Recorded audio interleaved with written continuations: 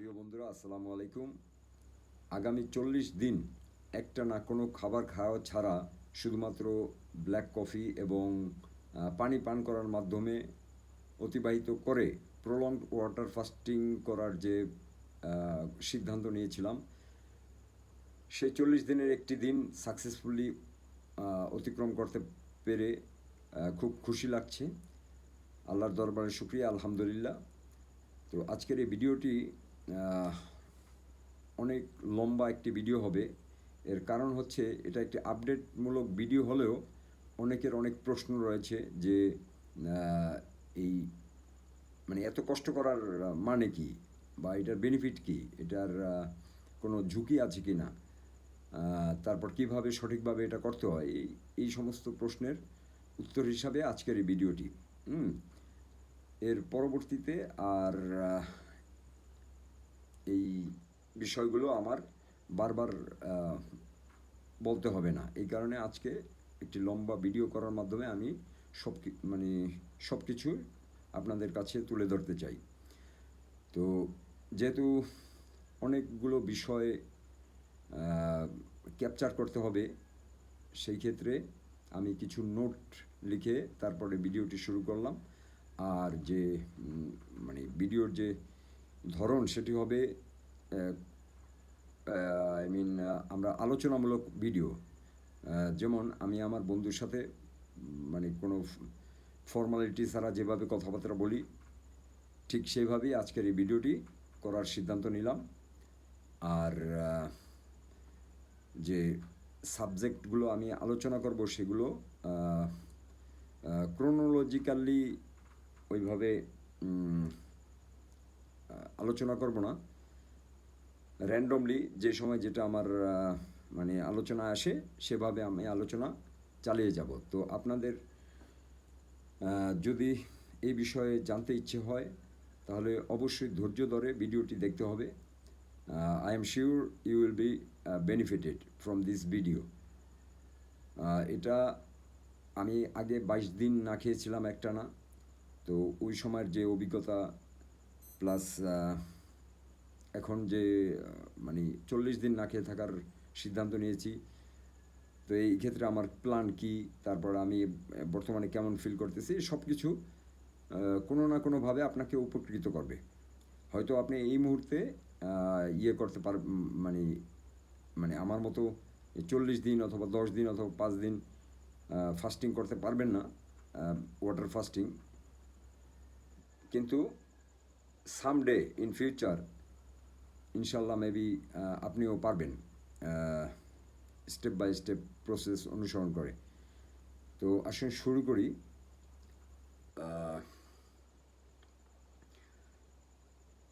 তো প্রথমে আলোচনা করি যে আমি কিভাবে শুরু করলাম। গত রাত 12টার সময় থেকে আমার শেষ খাবার হওয়ার কথা থাকলেও আমি ফাস্টিংটা শুরু করি রাত 2টার পর থেকে, 2টা থেকে আমার ফাস্টিং শুরু হয়েছে। তো 40 দিন না খেয়ে থাকবে একটানা, এটার ভিডিও আমার ছোটো বোন পাপড়ি ও দেখলো। তারপর আমাকে ফোন করে বলল যে ওদের বাসায় দাওয়াত করলো যে এই শেষ খাবারটা, শেষ মিন্স 40 দিনের জন্য শেষ খাবার, এই খাবারটা ওদের বাসায় খাওয়ার জন্য। তো ওখানে যাইতে একটু দেরি হয়েছে। তারপরে গিয়ে দেখলাম যে অনেক আয়োজন, পাঙ্গাস মাছ, তারপরে আম, কাঁঠাল, তারপরে মিষ্টি, এত সব আয়োজন করে রাখছে। অ্যাট দ্য সেম টাইম সে আমাকে চেষ্টা করছে বা বিভিন্নভাবে বোঝানোর চেষ্টা করছে যে এগুলা করো কেন, এটা রিস্কি হইতে পারে, বা একসাথে এতদিন না খেয়ে থাইকা অল্প অল্প করে প্রতিদিন অল্প অল্প করে খাইলেই তো হয়, বা খাবার না খাইলেও অন্য অন্য কিছু খাইলেও তো হয়, এরকম বিভিন্নভাবে এটা ওই আউট অফ লাভ সে আমাকে বোঝানোর চেষ্টা করছে। যাই হোক, আমি যেহেতু লক্ষ্য নির্ধারণ করেছি সেহেতু ইনশাল্লাহ আমি লক্ষ্যের দিকে এগিয়ে যাব। তো গতকাল রাত 2টা থেকে আমার ফাস্টিং কাউন্ট শুরু হয়েছে। তো আজকে এখন এই মুহূর্তে যে ভিডিও করছি এখন রাত 2টা, সরি রাত 3টা। তো এখন প্রশ্ন আসতে পারে যে এত রাতে আমি কেন সজাগ বা ঘুমাই না কেন? এটার পেছনের কারণ হচ্ছে মানে খাবার, আপনি যদি খাবার খান ওই খাবারটা ডাইজেস্ট করার জন্য আপনার অতিরিক্ত ঘুমের প্রয়োজন হয়, ঠিক আছে? এগুলা প্রমাণ চাইলে মানে সব কিছু আজকে ভিডিওতে যা কিছু আলোচনা করবো এগুলার পুঙ্খানুপুঙ্খ প্রমাণ আমি হয়তো দিতে পারবো না, কিন্তু এগুলো আমার মানে পার্সোনাল এক্সপিরিয়েন্স শেয়ার করতেছি আপনাদের সাথে, ওইভাবে নেবেন বিষয়গুলো। তো যেটা বলছিলাম, খাবার খাবার যত বেশি খাইবেন, প্লাস যত বেশি প্রসেসড ফুড, ফাস্ট ফুড, খারাপ খাবার দাবার যেগুলো আছে ওগুলো যত বেশি খাবেন তত বেশি আপনার ঘুমের প্রয়োজন, ঠিক আছে? কারণ ঘুমের মধ্যেই বডি আপনার ক্লিনিং কাজ সম্পন্ন করে, বেশিরভাগ ক্লিনিং কাজ সম্পন্ন হয় ঘুমের মধ্যে। তো এই কারণে তেমন একটা ঘুম আসে না। মাঝে মাঝে তো আগে যখন 22 দিন না খেয়েছিলাম তখন অনেক রাত মানে প্রায় ঘুমাই নাই, তাতে কোনো সমস্যা হয় নাই, ঠিক আছে? না ঘুমিয়েও ডিউটি করেছি, কোনো সমস্যা হয় নাই। তো আর এই মুহূর্তে যেহেতু আমার কোনো চাকরি নেই বা ব্যবসা বাণিজ্য নেই, সেহেতু আমার রুটিনটা তো ফ্লেক্সিবল। এই কারণে আমি চিন্তা করি না যে যখনই শরীর টায়ার্ড লাগবে, যখনই ঘুম আসবে তখনই আমি ঘুমাবো। দিনের বেলা হতে পারে, বিকালবেলা হতে পারে, যে কোনো সময়। তো যাই হোক, এই কারণে এত রাতে এই ভিডিওটি করা। তো প্রথমে শুরু করব কোথা থেকে? রোজার মানে রোজা, এই যে ফাস্টিং বা রোজার যে গুরুত্ব সেটা নিয়ে। তো আপনি দেখে থাকবেন যে সব ধর্মেই কোনো না কোনো নিয়মের রোজা রয়েছে। হিন্দু, ক্রিশ্চিয়ানিটি, তারপর জুইশ ফেইতেও রোজা আছে, আমাদের মুসলিম ফেইতেও রোজা আছে। তো এটা আমার লজিক বলে যে অফকোর্স এই রোজা খুব গুরুত্বপূর্ণ, মেন্টালি, ফিজিক্যালি এবং স্পিরিচুয়ালি। এই কারণেই সৃষ্টিকর্তা এই রোজাকে কম্পালসরি হিসাবে আমাদের আমাদের উপর নাজিল করেছেন এই রোজা। তারপরে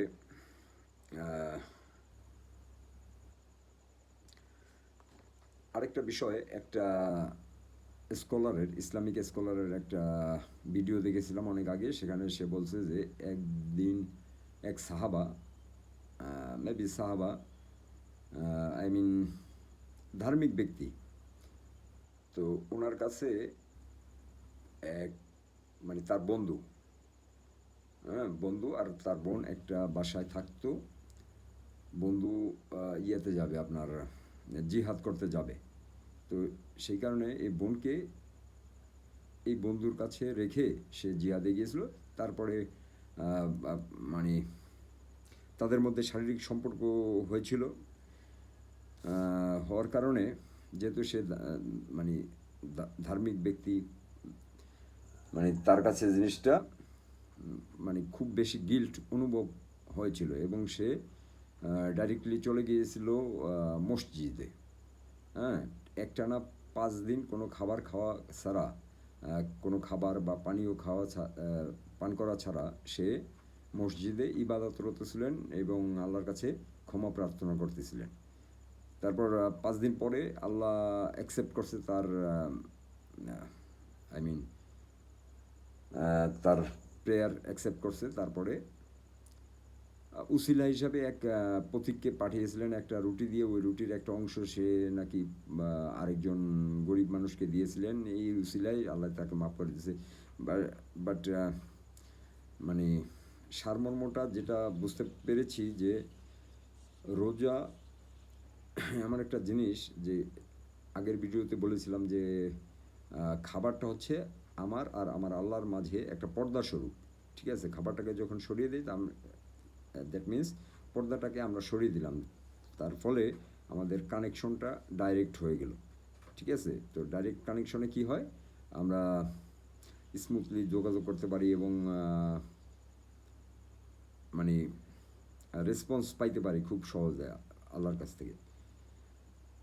তো এটা একটা তার প্রমাণ। এবার আসি, এই 40 দিন না খেয়ে থাকার সময়কালীন আমি আরেকটা সিদ্ধান্ত নিয়েছি যে আমি যেহেতু জুমার নামাজ ছাড়া আর কোনো নামাজ পড়ি না, আর কোরআন শরীফ এক সময়ে ফ্লুয়েন্টলি পড়তে পারতাম ছোট সময়, দীর্ঘদিন চর্চা না থাকার কারণে ওই জিনিসটাও এখন পারি না, ভুল হয়। তো আমি চিন্তা করেছি যে 40 দিনের মধ্যে ইনশাল্লাহ আমি নামাজ পড়ার, রেগুলার নামাজ পড়ার যে হ্যাবিটটা যদি বিল্ড করতে পারি, অ্যাজ ওয়েল অ্যাজ কোরআন শুদ্ধভাবে পড়ার চেষ্টা করে রেগুলার কোরআন তেলাওয়াত করতে পারলে এটা হবে সবচেয়ে বড় অর্জন। তো সেরকমই করেছিলাম। আজকে 3 ওয়াক্ত নামাজ আদায় করেছিলাম। তো এটা আস্তে আস্তে মানে ফোর্স করি না, বেশি ফোর্স করা মনের উপর ভালো না, কারণ অলরেডি মানে খাবারকে আমি দূরে সরিয়ে রেখেছি, সেই সাথে আরও অনেক কিছুর প্রেশার ব্রেনের উপর দিলে তারপর হইতে পারে আমি সব কিছুই একসাথে সারিয়ে দিতে পারি, যে বলতে পারি আর সমস্যা নেই, আর আর আর করবো না, এরকম। তো রিস্কি ব্যাপার, এই কারণে step by step, small step at a time এইভাবে আগাইতেছি। এখন আমাদের যে ক্যারেক্টারিস্টিক্সগুলো রয়েছে, যেমন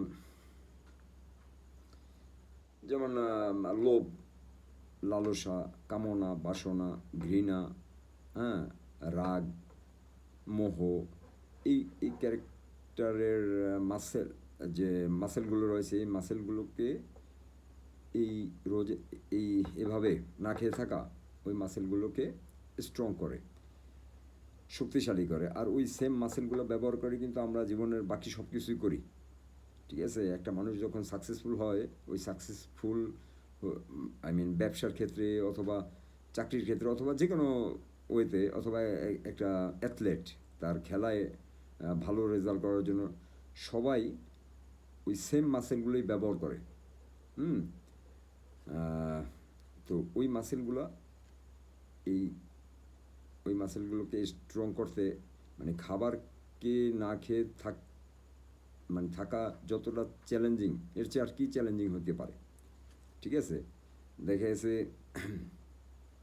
মানুষের যে বেসিক নিড আছে 5টা, খাদ্য, বস্ত্র, বাসস্থান, শিক্ষা, চিকিৎসা, এগুলোর মধ্যে ওগুলো না হলে, বাকি 4টা না হলে একটা মানুষ বেঁচে থাকতে পারে, কিন্তু খাবার না হলে তো মানুষ বাঁচতে পারে না। ঠিক আছে, তো এই খাবারকে যখন আপনি মানে না বলতে পারেন, দ্যাট মিনস আপনি এভরিথিং এলসকেও না বলতে পারেন। ঠিক আছে, তো যেমন যে গ্রিড আছে, আমাদের যে লোভ আছে, ঠিক আছে, এই লোভটা খাবার তো একটা লোভনীয় একটা বিষয়। ঠিক আছে, এই খাবারটাকে আমরা দূরে সরিয়ে রাখার মাধ্যমে আমরা লোভের যে মাসেল আছে ওই মাসেলকে দুর্বল করে দিতে পারি। মাসেলকে যদি আমরা মানে না, মাসেলের প্রয়োজনীয় যে ফিউল সেটা মানে দীর্ঘদিন না দিয়ে রাখতে পারি, সেক্ষেত্রে ওই মাসেলটা আস্তে আস্তে দুর্বল হয়ে যাবে।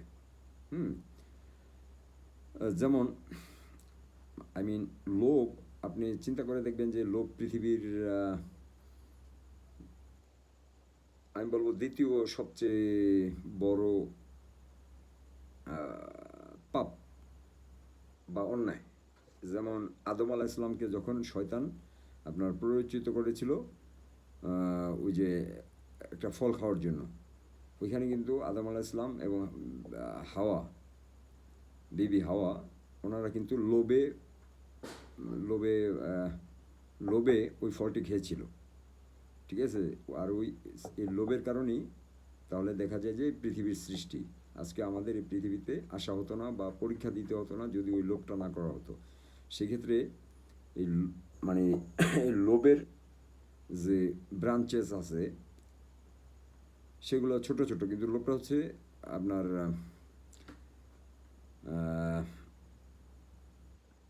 আমি বলবো যে দ্বিতীয় সবচেয়ে বড় পাপ।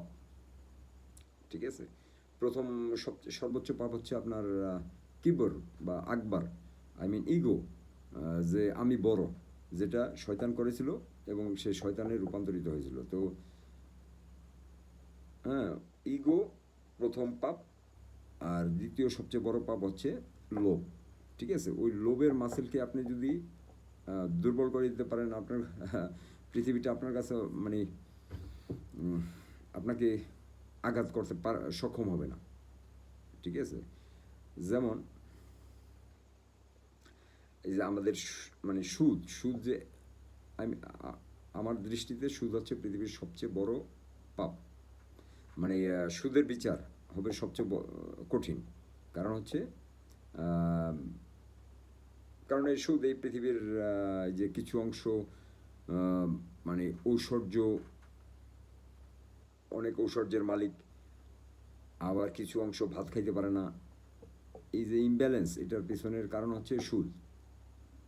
ঠিক আছে, আর আল্লাহ পাক কোরআনে বলেছেন যে মানে অন্য আরও যে শত শত পাপ রয়েছে মানুষের, সেগুলোর ব্যাপারে কখনোই সে বলে নাই যে ওই পাপগুলোর কারণে বা কোনো একটা পাপের কারণে আমার আর আমার নবীর সাথে যুদ্ধ ঘোষণা, এটা কোনো বিষয় বলে নাই। ঠিক আছে, সব পাপগুলো মানে এক এক ধরনের, আর এই পাপটা আলাদা। কারণ শুধুমাত্র এই পাপের ক্ষেত্রে আল্লাহ বলেছেন যে আমার আর আমার নবীর শত্রু। হুম, তো ইবনে আব্বাস নামের এক সাহাবি, উনি বলেছেন যে রোজ কিয়ামতের দিন আল্লাহ তাআলা যারা সুদ সাথে সংশ্লিষ্ট ছিলেন, সুদ খেয়েছেন, সুদ দিয়েছেন, অথবা কেউ ব্যাংকে চাকরি করার মাধ্যমে সুদের হিসাব নিকাশ রেখেছেন, তারা তিনজনই সমান অপরাধী।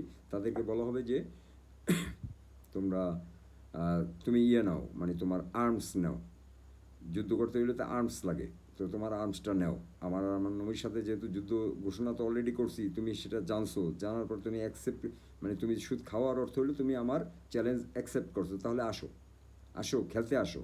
ঠিক আছে, এরকম আর কি। তো ওই সুদ খাওয়া বা ঘুষ খাওয়া, তারপরে জুলুম করা, অন্যের প্রতি জুলুম করার মানে মেইন যে রিজন সেটা হচ্ছে যে লোভের কারণেই তো। মানে জুলুম করিয়া মানে একটা মানুষ মানে যা প্রাপ্য সেটা আমি দিতেছি না তাকে, এটাই তো জুলুম। তো দিতেছি না আমার লোভের কারণে। ঠিক আছে, তারপর আছে মানে কোনো কিছু ফ্রিতে পাওয়ার যে একটা নেশা। হ্যাঁ, নেপোলিয়ন হিল তার বইতে লিখেছেন থিঙ্ক অ্যান্ড গ্রো রিচে, there is no such thing as something for nothing, everything including your success has a price and you must pay that price. তো এই যে একটা জিনিস কম দামে কিনতে চাওয়া, মানে যে দাম আছে তার চেয়ে কম দামে কিনতে চাওয়া, ফ্রি ফ্রি পাওয়ার যে একটা প্রচেষ্টা, সেই প্রচেষ্টা থেকেই তো মানুষ লটারি কিনে, তারপরে জুয়া খেলে। হ্যাঁ, এগুলো সব কানেক্টেড।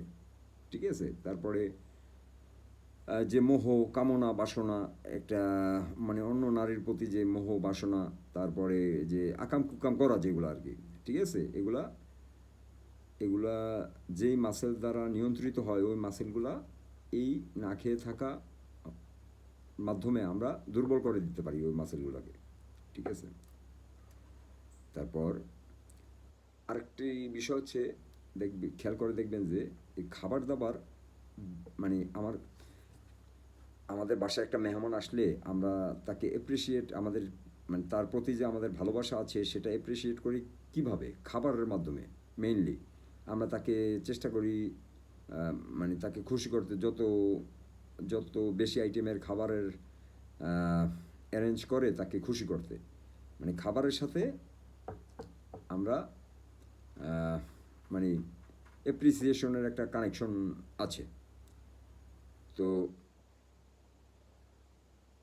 আল্লাহ আল্লাহ মানে আমারে কে সবচেয়ে বেশি ভালোবাসে, আমার বাবা মা না আমার ভাই বোন না আমার বন্ধু বান্ধব, মানে আল্লাহর চেয়ে কেউ তো আমাকে বেশি ভালোবাসার ক্যাপাসিটি কারো নাই।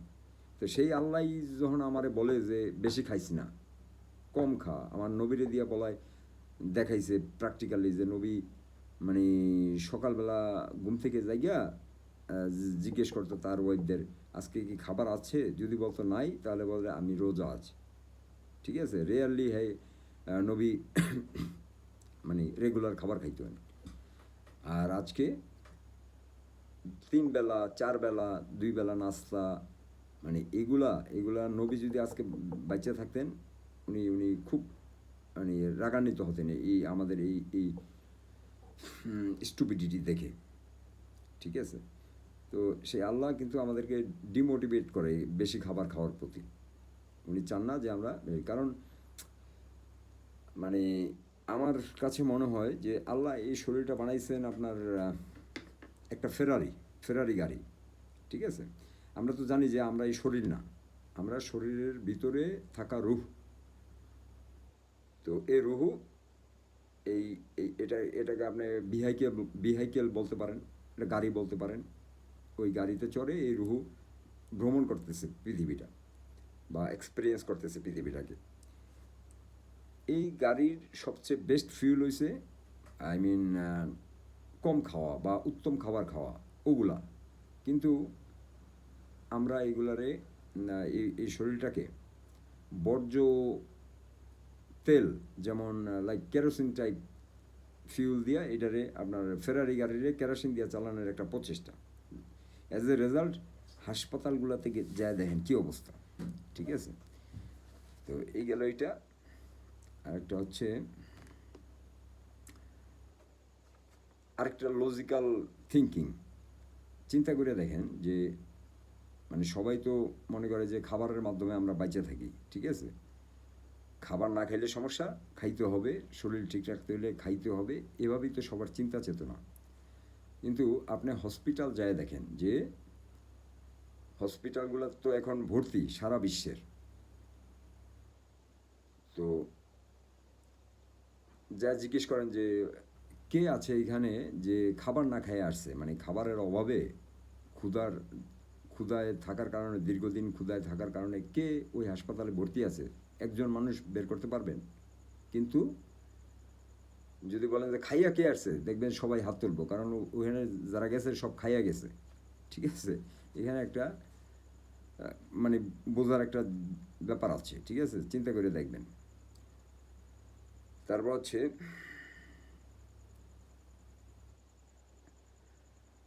এখন প্রশ্ন হচ্ছে আমাদেরকে এগুলো শিখাইলো কে, যে সকালের ব্রেকফাস্ট হচ্ছে most important meal of the day, এবং frequent eating is important to keep our metabolic rate high. যে একটু পর পর আপনার ছাগলের মতো, গরুর মতো, হ্যাঁ পাখির মতো একটু পর পর খালি খাওয়া আর খাওয়া, মেইন ডিশ, তারপর ডেজার্ট, তারপরে এই যে ছোটোখাটো নাস্তা করা এইটা সেটা। ঠিক আছে, মানে system all time busy, digestive সিস্টেমটা অল টাইম বিজি। আপনি এক বড় প্লেটের খাবার খান অথবা একটা বাদাম খান ছোট, সেম এটা শেষ প্রান্ত, মানে গলা থেকে মুখ থেকে শেষ প্রান্ত পর্যন্ত যে যাইতে মানে কমপ্লিট ডাইজেশন শেষ হইতে 3 থেকে 3.5 ঘন্টা সময় লাগে। ঠিক আছে, এটা একটা ফুল মিল হইলে যা, আর একটা আপেল খাইলেও তা। তো এইভাবে চিন্তা করলে দেখবেন যে কারো সিস্টেম, মানে বেশিরভাগ মানুষের যে ডাইজেস্টিভ সিস্টেম, এটা কোনো রেস্ট পায় না, এটা কন্টিনিউয়াসলি 24/7 365 এটা আপনার ইন অ্যাকশন। তো এটা হচ্ছে বিষয়। তো এই যে ব্রেন ওয়াশ, এটা আমাদেরকে কারা করছে? যাদের স্বার্থ আছে এই ব্রেন ওয়াশ করার মাধ্যমে, তারাই তো করছে, এটাই তো লজিক। তো কাদের স্বার্থ আছে? স্বার্থ আছে ফুড ইন্ডাস্ট্রি আছে না, যারা খাবারের ইন্ডাস্ট্রি, যারা প্রসেস ফুড বানায়, তারপর খাবারের বিজনেসে যারা জড়িত ইন্টারন্যাশনালি, যাদেরকে আমি দাদা বলি, হ্যাঁ, যারা এই পৃথিবী কন্ট্রোল করে। তো ওই যে একটা কথা আছে যে if you can control the food you can control the nation, এরকম আর কি। ঠিক আছে, মানে খাবারের মাধ্যমে কন্ট্রোল করা অনেক সহজ, এবং তারা এটাকে কন্ট্রোলের কাজে ব্যবহার করে খাবার মডিফিকেশনের মাধ্যমে, খাবারের মধ্যে পয়জন মেশানোর মাধ্যমে, বিভিন্ন স্টিমুলেন্ট মেশানোর মাধ্যমে তারা আমাদেরকে নিয়ে খেলাধুলা করে। ঠিক আছে, আর মানে ইনকাম তো হিউজ ইনকাম করে, অ্যাজ ওয়েল অ্যাজ আমাদেরকে ক্ষতি করে। ঠিক আছে, আরেকটা বেনিফিশিয়ারি প্রতিষ্ঠান হচ্ছে মেডিকেল সিস্টেম। তারা তাদের ব্যবসা তো আমাদের অসুস্থতার উপর নির্ভর করে। তারা তাদের কাছে কেউ দেখছেন যে মানে পেট ব্যথা, আই মিন গ্যাস্ট্রিক, সামান্য একটা গ্যাস্ট্রিক অথবা মাথা ব্যথা, এইগুলার কোনো কিউর নাই এখন পর্যন্ত? এটা কি বিশ্বাস হওয়ার কথা? নাকি এটা ইচ্ছা করিয়া কিউর বাইর করে না, মানে এটার যে সলিউশন বাইর করে না? কারণ তাদের মতে যে একটা কাস্টমারের, একটা পেশেন্টের যদি ঠিক করা হয় তাহলে একটা কাস্টমার লস। তারা যদি আমি মানে বছর বছর ধরিয়া তার থেকে যদি অল্প অল্প করে দুধ দোয়ে তার কবর পর্যন্ত আমরা দুধ মিল্কিং করতে পারলে আমাদের বেনিফিট, ওইভাবে তারা চিন্তা করে। ঠিক আছে, তারা আমাদের বন্ধু না, তারা আমাদের শত্রু। ঠিক আছে, তো তারাই ব্রেন ওয়াশ করার মাধ্যমে খাবারের প্রতি আমাদেরকে এভাবে মানে আমাদের চিন্তা চেতনা এভাবে ক্রিয়েট করেছেন। ওকে,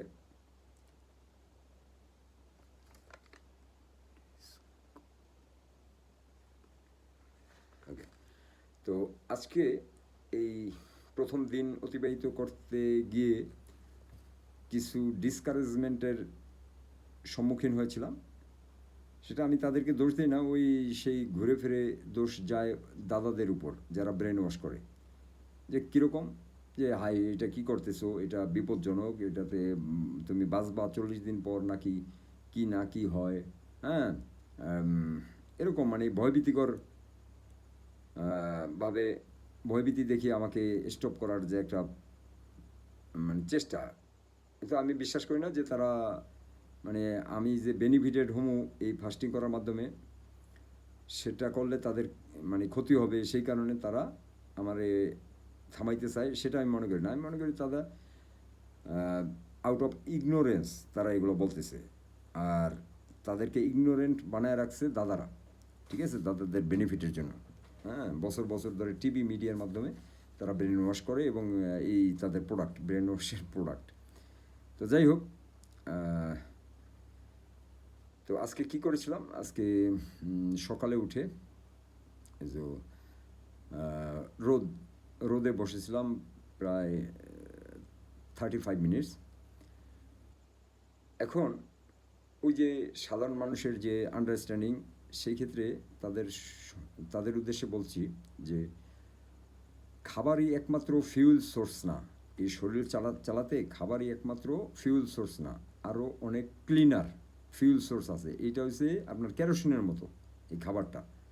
এই খাবারটা এই শরীরের জন্য কেরোসিনের মতো। এটা দিয়ে চলবে, কিন্তু চললেও আপনার বাই প্রোডাক্ট ক্রিয়েট হবে।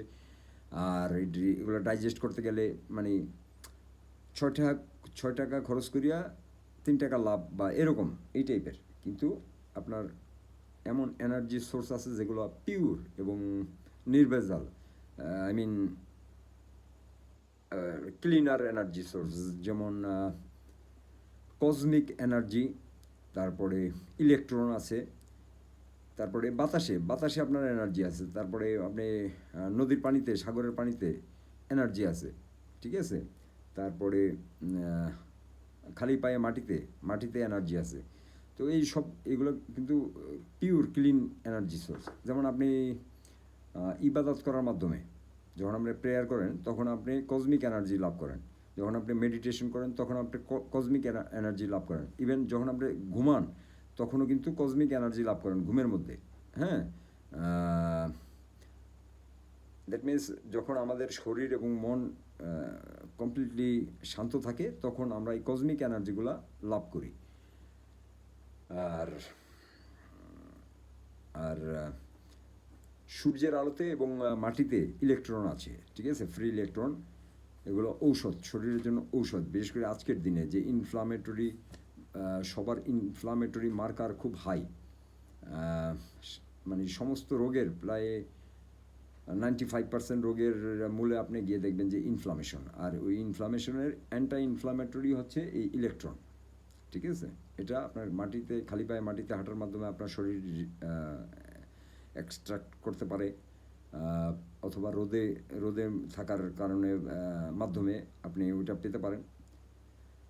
বাতাসের মধ্যে আছে, নদীর পানিতে আছে, তো এগুলা ঠিক আছে। তো আজকে আমি রোদে ছিলাম 35 মিনিটসের মতো, তারপরে খালি পায়ে প্রায় তাও ঘন্টাখানেকের মতো বসেছিলাম। তো ওভারঅল এনার্জি, আজকে আমি কোনো এনার্জির ঘাটতি দেখি নাই। মানে বেশিরভাগ সময় মনে হয়েছে গতকালকের চেয়ে আরও বেটার এনার্জি, মানে স্টেবল এনার্জি, কোনো হাই নাই, কোনো লো নাই। ঠিক আছে, আজকে পর্যন্ত আমার এনার্জি লেভেলটা ছিল স্টেবল। হ্যাঁ, খুব ভালো লাগছে। তারপরে হচ্ছে এখন মানে আমি র্যান্ডমলি আলোচনা করছি, ঠিক আছে, মানে এটা সিরিয়ালি কিছু মেনটেন করতেছি না, র্যান্ডমলি যা আসতেছে সামনে সেটা নিয়ে আলোচনা করছি। মানে এটা কনভারসেশনাল ভিডিও, বন্ধুর সাথে যেভাবে কথা বলে এই টাইপের ভিডিও করার চেষ্টা করতেছি। ঠিক আছে, তো এই ফাস্টিং করার টোটাল 40 দিনে আমি যেই বেনিফিটগুলো পাবো সেগুলোর স্টার্টিং হয়ে গেছে অলরেডি। ঠিক আছে, কিন্তু আই মিন বেনিফিটের ডিগ্রি এখন খুব লো, এগুলাই আস্তে আস্তে বাড়বে। যেমন নাম্বার 1, কারেজ। যে বেশিরভাগ মানুষ ইনক্লুডিং মি, আমরা ভয় আমাদেরকে আচ্ছন্ন করে। ঠিক আছে, অনেক কিছু জীবনের সিদ্ধান্ত বা নিতে পারি না ভয়ের কারণে। ঠিক আছে, বা অনেক অপারেশনকে সহ্য করে যাই মুখ বুঝে, ভয়ের কারণে ওটার বিরুদ্ধে কিছু বলতে সাহস পাই না। ঠিক আছে, এই ফাস্টিং করার মাধ্যমে এটা ক্লিয়ারলি বুঝতে পারা যায় যে কারেজের লেভেলটা, সাহসের লেভেলটা বেড়ে যায়। দিন যত যাবে তত বেশি এগুলো বাড়তে থাকবে।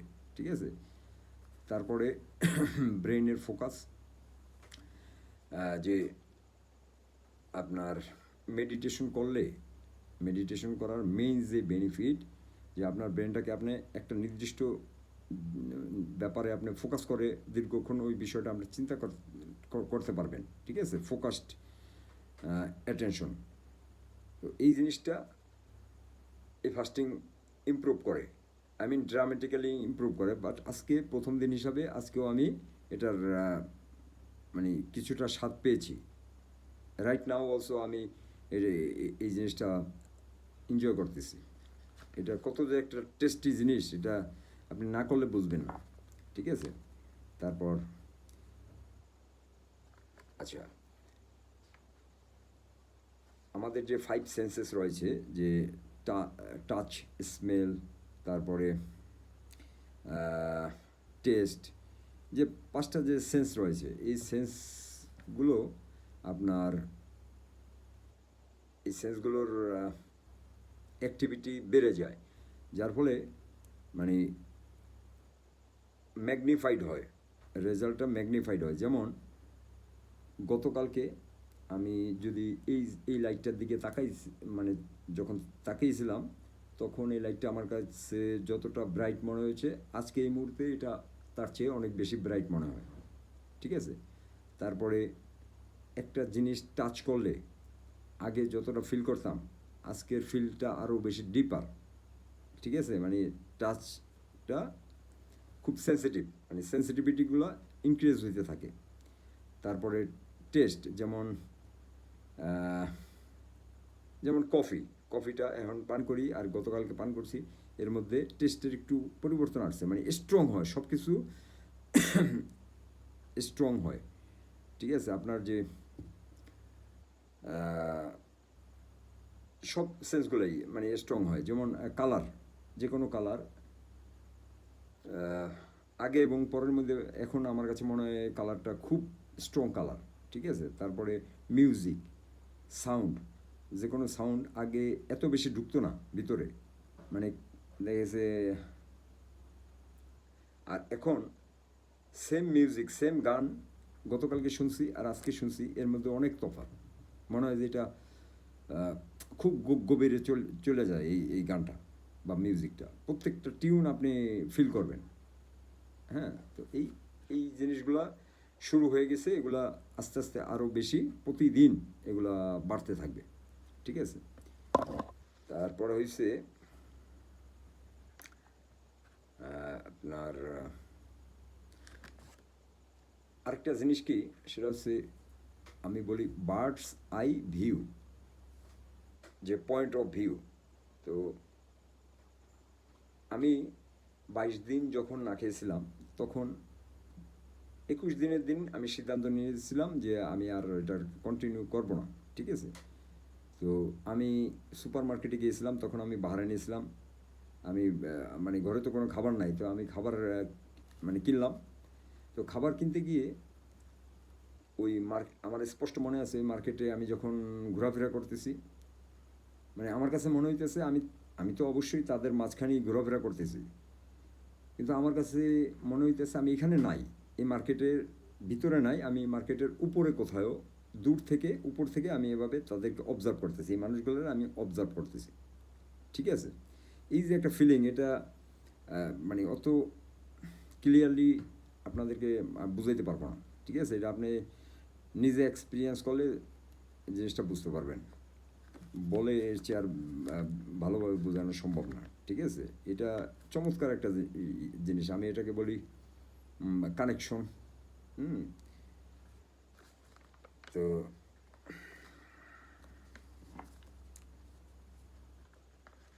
আচ্ছা,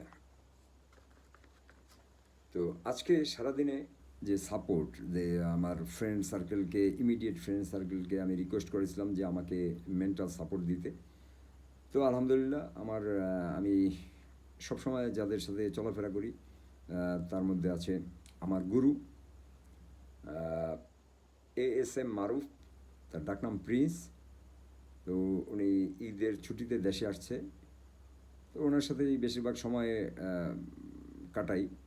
ও আমাকে মেন্টালি খুব অনুপ্রেরণা দিয়েছে এবং সাপোর্ট দিয়েছে, এবং আমার যত্ন নিছে আর কি। ঠিক আছে, কেমন করতেছি, কি লাগবে না লাগবে এগুলা সম্বন্ধে, যেমন আমাকে বলছে যে একটা পানির বোতল সবসময় সঙ্গে রাখবা। ঠিক আছে, ইনকেস কোনো সমস্যা হইলে, ঠিক আছে, যাতে পানিটা ইমিডিয়েটলি পাওয়া যায়। ঠিক আছে, এরকম মানে খুব কেয়ারফুল আমার ব্যাপারে ছিলেন। তারপরে আছে নোমান, আমাদের এক্স এক্স কমিশনার, আমার বন্ধু, খুব কাছের বন্ধু। তারপর আছে তুষার, আমার আরেক কাছের বন্ধু। তো ওরা সবাই আমাকে সারাদিন সাপোর্ট দিছে, মেন্টাল সাপোর্ট। আমার কোনো মানে ফিল হয় না, মানে মানে কষ্ট অনুভব হয় না। ঠিক আছে। তারপর হচ্ছে আরেকটা জিনিস লক্ষ্য করেছি, যে প্যাশেন্সের যে লেভেল, টলারেন্সের যে লেভেল, সেটা গতকালকের ভিডিওতে বলেছিলাম, এটা অনেক কমে যাবে। হ্যাঁ, কমে যাবে, এবং সেটা আজকে থেকেই কমা শুরু হয়ে গেছে। সেটা কীরকম, যে ওই যে বলছিলাম না যে স্টুপিডিটি আমারে সবচেয়ে বেশি বদার করবে। আই মিন, মানে ইউজলেস টক, আননেসেসারি টক, তারপরে স্টুপিড বিহেভিয়ার, এগুলো আমারে পোড়ায়। ঠিক আছে, মেজাজ খুব গরম হয়ে যায় এগুলো দেখলে। ঠিক আছে, যেমন আপনি একটা দেখেছেন, আপনি আমার বন্ধু, আপনি আমার সাথে কথা বলতেছেন, একটা ঘটনা বর্ণনা করতেছেন, ঘটনাটার সারমর্ম হয়েছে 2 লাইন, আপনি আপনি মানে দুনিয়াদারি সব কিছু মিলে আপনি 150 লাইনের একটা কাহিনী আমার কাছে বললে মেজাজটা গরম হয়ে যায় হঠাৎ করিয়া। ঠিক আছে, যে তুই মেইন ব্যাপারটা বল, মেইন যে সারমর্ম, যে কুসুমটা, সেটা বললেই তো হয়ে যায়। ঠিক আছে, আমরা তো অ্যাডাল্ট, আমরা তো অত বাচ্চা পোলার মতো এত বুঝে বলতে হয় না। তো এই জিনিসগুলো বদার করে, যে মানে আমি একটা লেখা পড়ছিলাম, সেখানে বলছে যে successful people, they keep important things important, ঠিক আছে, মানে আনইম্পর্টেন্ট জিনিস লইয়া যদি জীবন কাটাই দিই তাহলে আর সামনে আগামো কীভাবে, ঠিক আছে, এই আর কি বিষয়গুলো এরকম মনের মধ্যে কাজ করে। তো যাই তো ওই এগুলো যখন কাজ করি তখন অ্যাঙ্গারটা বেড়ে যায়, ঠিক আছে। তো সেটা তো আমি প্রথমেই বলেছি যে প্লিজ সবাই ক্ষমা সুন্দর দৃষ্টিতে দেখবেন, ঠিক আছে। যদি রাগের বশবর্তী হয়ে কোনো খারাপ আচরণ করি, অসুন্দর আচরণ করি, তাহলে ক্ষমা সুন্দর দৃষ্টিতে দেখবেন। তারপরে আজকে কি কি পান করছি, আমার তো কফি আর পানি পান করার কথা, তো আজকে 10 থেকে 12 কাপ কফি পান করেছি। আর ওয়াটার ইনটেক ওয়াজ নর্মাল, এই যে 8-10 বার পানি পান করছি, ঠিক আছে এই।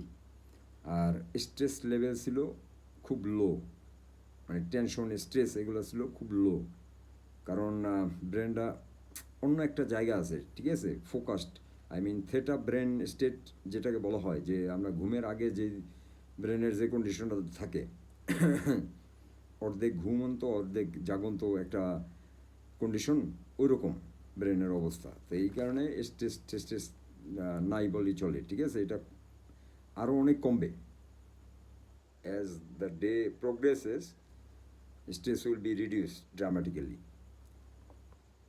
তারপর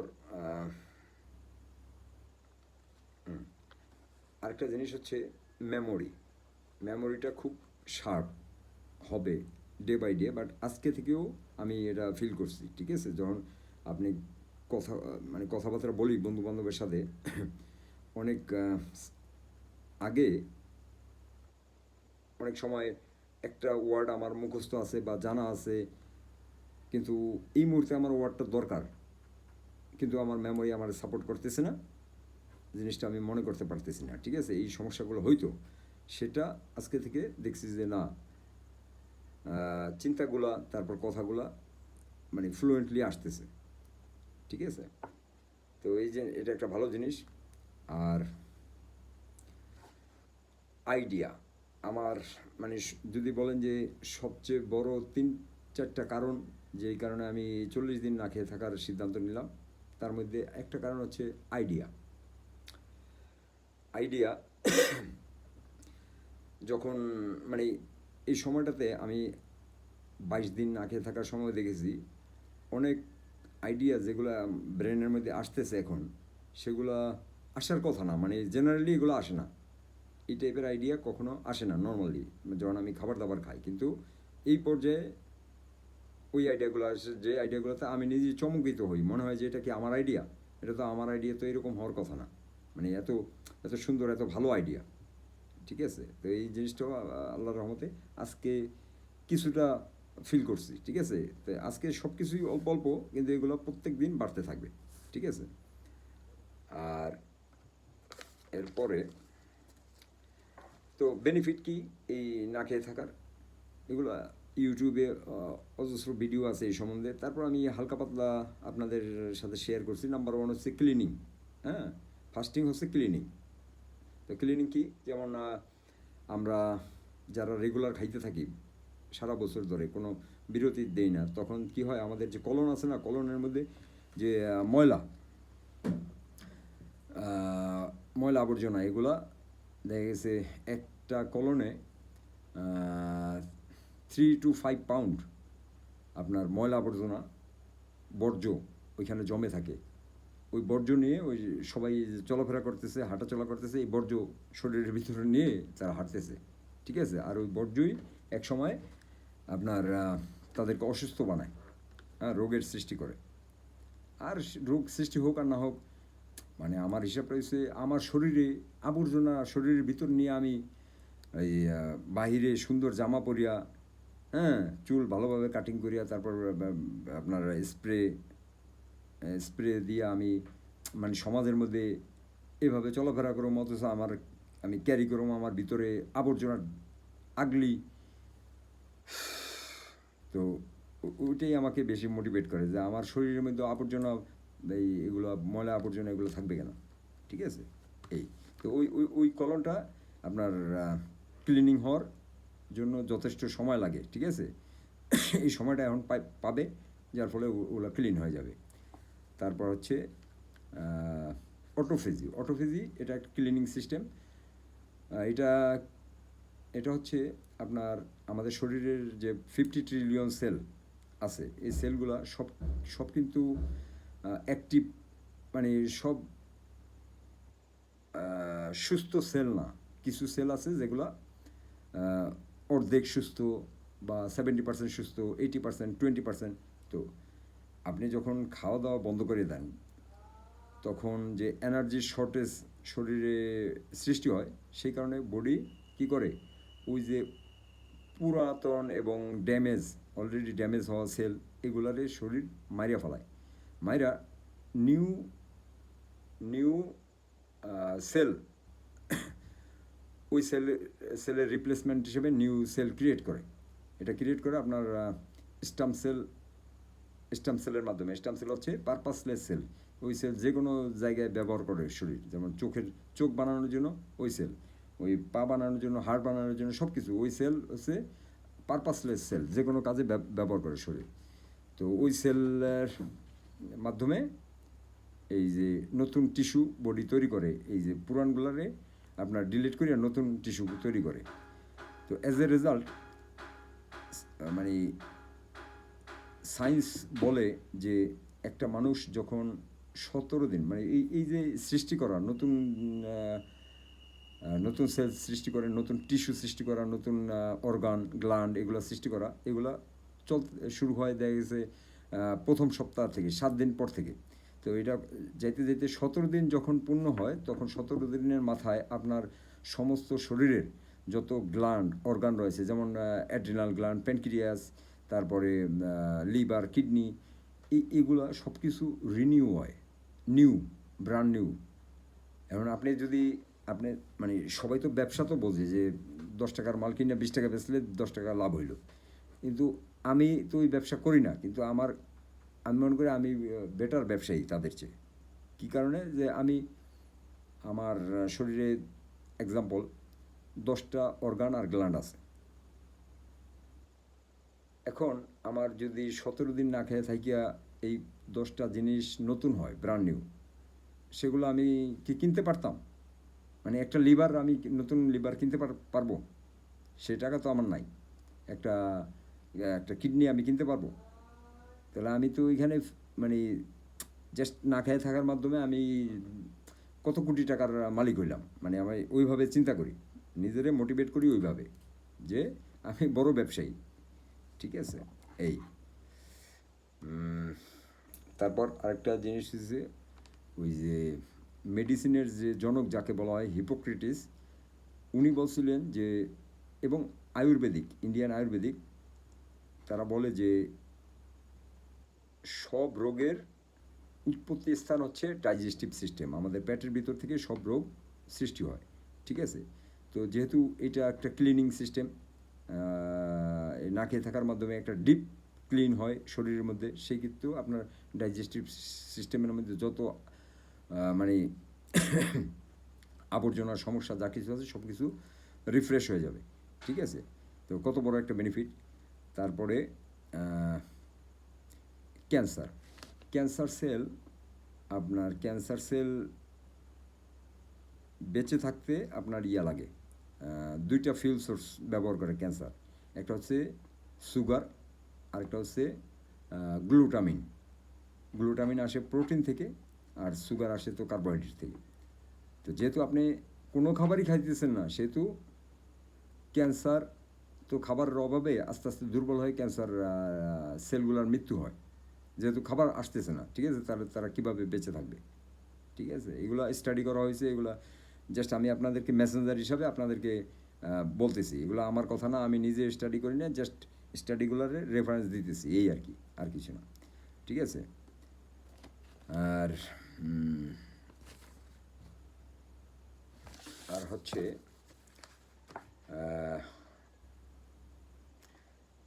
যে সিদ্ধান্ত, ডিসিশন, এই সময়ে, মানে এই সময় যেহেতু আপনি দেখবেন আপনার সারাউন্ডিংস, আপনার সার্কামস্টেন্সেস, আপনার খাবার, এইগুলো সব কিছু কিন্তু আপনার সিদ্ধান্তের উপর প্রভাব ফেলায়, আপনার মেন্টাল স্টেট, ঠিক আছে? এগুলো সব কিছু আপনার সিদ্ধান্তের মধ্যে। ফর এক্সাম্পল, আপনি আপনার সামনে একটা বাঘ বা একটা বিপদের সামনে দাঁড়ায় আপনি একটা সিদ্ধান্ত নিতেছেন, সেটাকে তখন কিন্তু আপনি ভয়ের মধ্যে আছেন, ভীতির মধ্যে আছেন। ওই মুহূর্তের সিদ্ধান্ত আবার আপনি দেখা গেছে একদিন পর খুব শান্ত নিরিবিলি পরিবেশে আপনার ঘরের মধ্যে শুয়ে ওই সেম বিষয়ে আপনি সিদ্ধান্ত নিলে আপনি দেখবেন যে সিদ্ধান্তটা অন্যরকম হবে। আবার ধরেন খাবার, আপনি মানে ফর এক্সাম্পল মানে ডিম, ধরেন 10টা ডিম খাইলেন। ডিম তো হইলো মানে একটা সুপার ফুড, ঠিক আছে? মাল্টাই ভাইটামিন সুপার ফুড।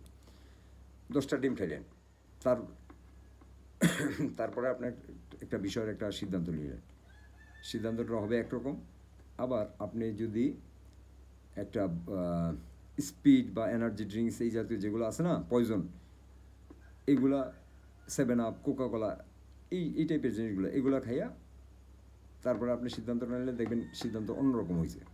তো এই আমাদের সব কিছু, পরিবেশ, আমাদের আশেপাশের কালার, ডিজাইন, ময়লা আবর্জনা, সব কিছু একটা ইনফ্লুয়েন্স আছে আমাদের সিদ্ধান্তের উপর। আর সিদ্ধান্ত সিদ্ধান্তই তো সাকসেস, কথা বলেন না? আপনার সিদ্ধান্তটা যদি ভালো সিদ্ধান্ত হয় আপনি সাকসেসের দিকে যাবেন, খারাপ সিদ্ধান্ত হলে আপনি ফেলিউর দিকে যাবেন। তো এইখানে যেহেতু কোনো ইন্টারফেয়ারেন্স নাই, আপনার কোনো খাবারই খাইতেছেন না, ঠিক আছে?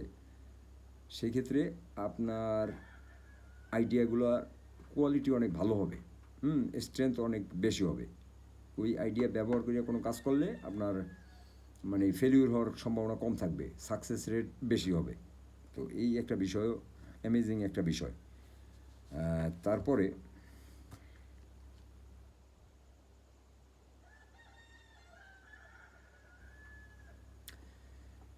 এখন যে বিষয়গুলো আলোচনা করতেছি, এগুলার যদি সব কিছুর পুঙ্খানুপুঙ্খ প্রমাণ দিতে বলেন, হয়তো আমি প্রমাণ দিতে পারবো না। কিন্তু আমি আমার যে লজিক আছে, আল্লাহ যে লজিক ক্যাপাসিটি দিছে, থিঙ্কিং ক্যাপাসিটি, আমার যে ইন্টুইশন দিছে, এই সব কিছু ব্যবহার করে আমি যদি ক্রিটিক্যাল থিঙ্কিং করি তাহলে আমি এই সমস্ত কনক্লুশনে পৌঁছতে পারি।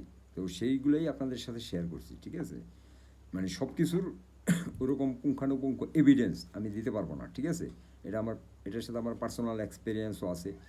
দেখা গেছে অনেক সময় যে স্টাডি করে, ওই স্টাডিগুলো ম্যানিপুলেটেড স্টাডি হয়। দাদারা টাকা দিয়ে, দাদাদের পাওয়ার দিয়ে স্টাডি নিজের ইচ্ছা মতো স্টাডি বানায় নেয়, ঠিক আছে? ওই স্টাডির সাথে আপনার পার্সোনাল এক্সপিরিয়েন্স মিলবে না, ঠিক আছে?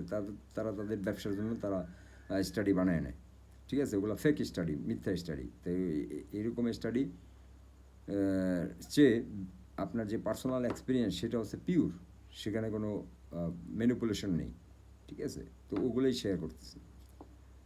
আর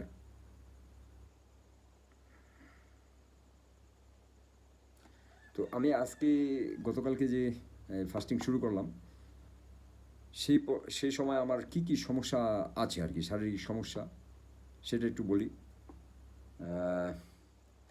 ইনসুলিন রেজিস্ট্যান্স এর যে সিমটমগুলো আছে, যেমন লো এনার্জি ড্রপ করে, তারপর মেমোরি লস, মানে শর্ট টার্ম মেমোরি লস, একটা জিনিস মনে করতে চাইতেছেন কিন্তু সাডেনলি মনে আসতেছে না।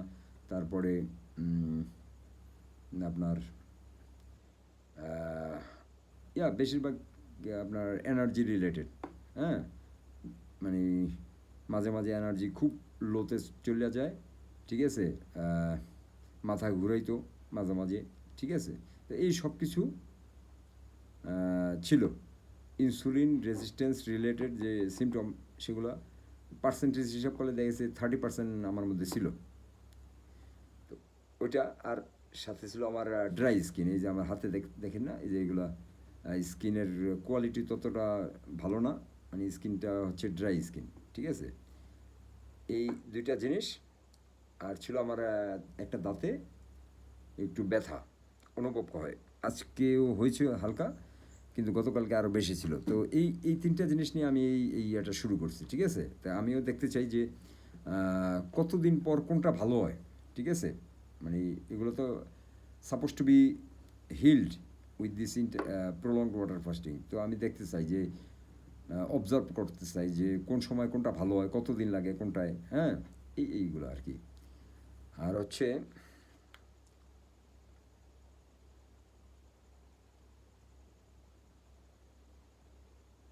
ওকে, অনেকে তো হতবাক হয়ে যান যে না খেয়ে থাকা সম্ভব একটা মানুষের, বিশেষ করে 40 দিন বা 22 দিন যখন বলছি, অনেকে বিশ্বাসও করে না, ঠিক আছে। তা যাই হোক, তাদেরকে, কারণ আপনার সারাউন্ডিংস, আপনার আশেপাশে সবাই তো খাইতে খাইতে জীবন শেষ করে দিতেছে, ঠিক আছে, আপনি ওইভাবে বিশ্বাস করবেন, এটা তো স্বাভাবিক। কিন্তু আপনাদের জন্য আমার যে যা বলার সেটা হচ্ছে,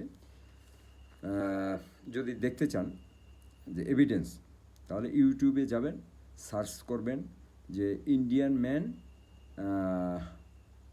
man not eat food for 70 years, something like that. Al Jazeera television, Al Jazeera English television, তারা কিন্তু ওই লোকটাকে নিয়ে একটা রিপোর্টও করছে, ওইটার ভিডিওটাও আছে ইউটিউবে, হ্যাঁ।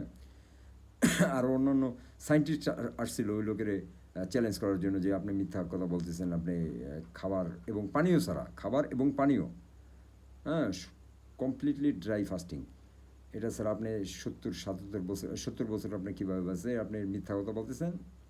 আমেরিকা থেকে আপনার সায়েন্টিস্টের টিম আসছিল ইন্ডিয়াতে, তারপরে একটা ক্লিনিকে ওনার রাইখা চারিদিকে সিসি ক্যামেরা লাগায় তাকে পর্যবেক্ষণ করছে 7 দিনের মতো। দেখছে যে না, আসলেই সে কিছু খায় না, ঠিক আছে। তো ওইটা উনি করছেন। তারপরে আপনার কত, আজ থেকে 7-8 বছর আগে একটা রেকর্ড আছে ওয়ার্ল্ডের, আপনার ইতালিয়ান একটা ছেলে 382 days না খেয়ে আসছিল, ঠিক আছে, 382 days, 1 বছরের বেশি, ঠিক আছে, এটা সম্ভব, ঠিক আছে। সবচেয়ে বড় ইম্পর্টেন্ট হচ্ছে আপনার মেন্টাল স্ট্রেংথ। আপনি যদি মনে করেন আমি পারবো, আপনি পারবেন, ঠিক আছে। আর আপনি যদি মনে করেন আমি পারবো না, আপনি পারবেন না, শিওর পারবেন না। আর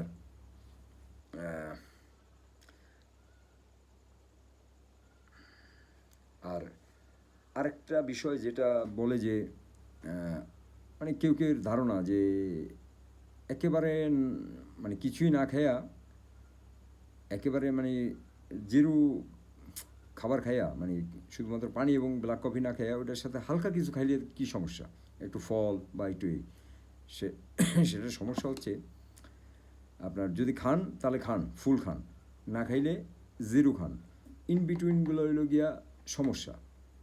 এখানে এই ফাস্টিংটার মূল যে বেনিফিট আসার যে মূল যে মেকানিজম, সেটা হচ্ছে হরমোন ইনসুলিনকে আমরা এই ফাস্টিংয়ের মাধ্যমে দাবায় রাখি, নিচে রাখি, ঠিক আছে। এটা স্লিপ অবস্থা রাখি।